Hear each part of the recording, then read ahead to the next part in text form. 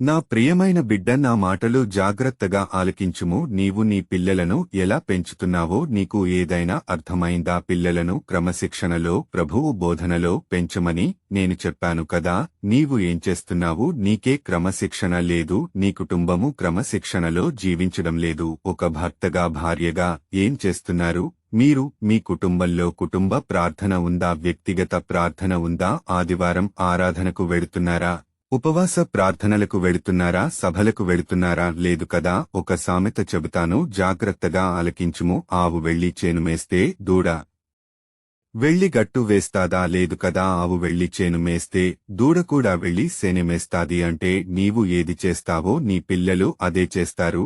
నీవు ప్రార్థనకు వెళితే నీతో పాటు వాళ్లు కూడా వస్తారు. నీవు ఇంట్లో కుటుంబ ప్రార్థన చేస్తూ ఉంటే వాళ్లు కూడా నీతో కలిసి ప్రార్థన చేస్తారు. నీవు ఇంట్లో బైబిల్ చదివితే నీ పిల్లలు కూడా బైబిల్ చదువుతారు. నీవు ఇంట్లో పాటలు పాడితే నీ పిల్లలు కూడా పాటలు పాడుతారు. అలాగే నీవు దేవుని సన్నిధికి వెళితే దేవుని యొక్క బోధనల ద్వారా, జ్ఞానము ద్వారా నీ పిల్లలు ఎదుగుతారు, క్రమశిక్షణలో ఉంటారు.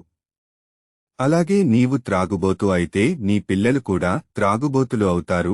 నీవు తిండిబోతు అయితే నీ పిల్లలు కూడా తిండిబోతులు అవుతారు. నీవు తిట్టుబోతే అయితే నీ పిల్లలు కూడా తిట్టుబోతులవుతారు. నీవు విశ్వాసములో ఉంటే నీ పిల్లలు కూడా విశ్వాసంలో ఉంటారు. అలాగే బట్టల విషయములో నీ పిల్లలకు ఏ బట్టలు వేయాలో, ఎలాంటివి వేయాలో బైబిల్ గ్రంథంలో ఉన్నది. చినిగిపోయిన బట్టలు వేసుకోకుండా మంచి బట్టలు నీవు వేసుకోవాలి. పిల్లలు కూడా వేయాలి. స్కూలుకి, బడికి, కాలేజీకి చదువుకోవడానికి పంపించేటప్పుడు నీ పిల్లలకు మంచి బుద్ధులు నేర్పించి పంపించాలి. ప్రతి విషయంలో నెమ్మదిగా చెప్పి వినేటట్లుగా వాళ్లకు చెప్పి పంపించాలి. తిట్టకూడదు, కొట్టకూడదు. ప్రేమతో పిల్లలను బుజ్జగించి నేర్పించాలి. కొడుతూ, తిడుతూ, అరుస్తూ ఉంటే వాళ్లు మొద్దుబారిపోతారు. కాబట్టి ఇద్దరు పిల్లలు ఉన్నా, ముగ్గురు పిల్లలు ఉన్నా, ఒక్కళ్ళు ఉన్నా నీవు నీ పిల్లలకు మంచి ఈవులు నేర్పించాలి. కాబట్టి బైబిల్ వాక్యము చదువు. అపోస్తుడైన పౌలు ఎఫెసీయులకు రాసిన లేఖ 6వ అధ్యాయము 4వ